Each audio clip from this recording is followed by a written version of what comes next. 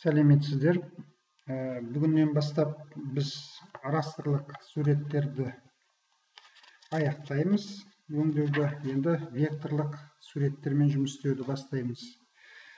Векторлық суреттер деп қандай суреттерді атаймыз? Ол графикалық кескінделіктен, нүктелерден, түзулерден, сызықтардан, қисық сызықтардан, былайша айтқанда графикалық примитивтерден тұратын суреттерді атаймыз.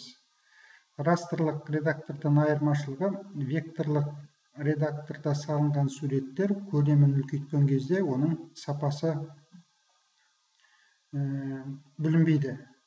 Ал растрлық редакторда салынған суреттер оның үлкейткен кезде сапасы жоғалады. Растрлық суреттерді өңдеу оңай, векторлық суреттер біраз қиындау болады.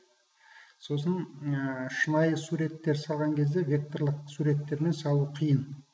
Растрлық суреттермен салу оңай. Енді векторлық редактордың жақсы қасиеттері ол графикалық файлдардың өлшемдері салыстырмалы түрде үлкен емес, кішкентай болып келеді.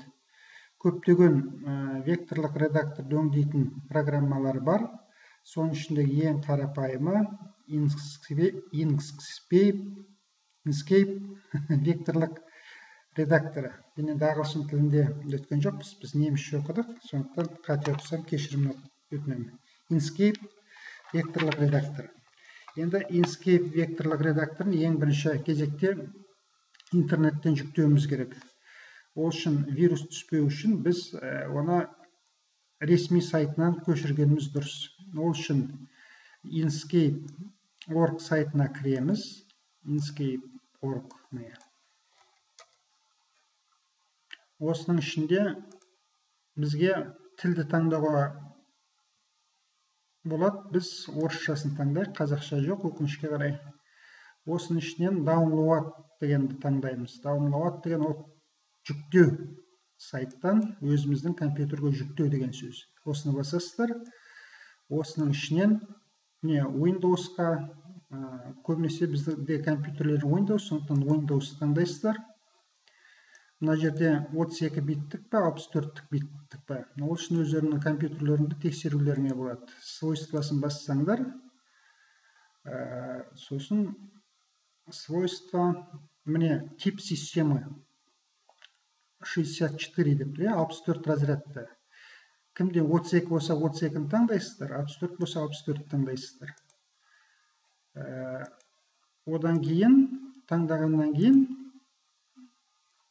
мынаның ішінен, мынау архив түрінде беріледі. Архивті одан кейін шешіп алып, қайырдан установщикті жібересіздер. Мұнан бірден установщикті жіберуге болады. Осылай таңдаймыз. Одан кейін міне бұлай жүктеле бастайды. Міне мен екі түрлі версиясында таңдадым. Міне вознобновить дегенді бассам, міне кетті. 124 мегабайт екен.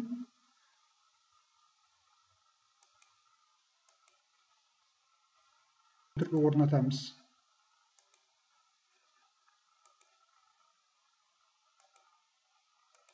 Показать в папке дегенді басасыздар, міне былай шығады.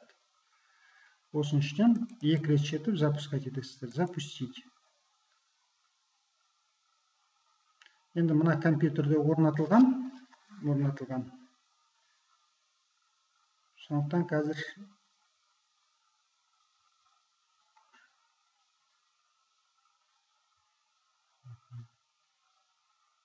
сосын next дегендерді таңдап отырасыздар.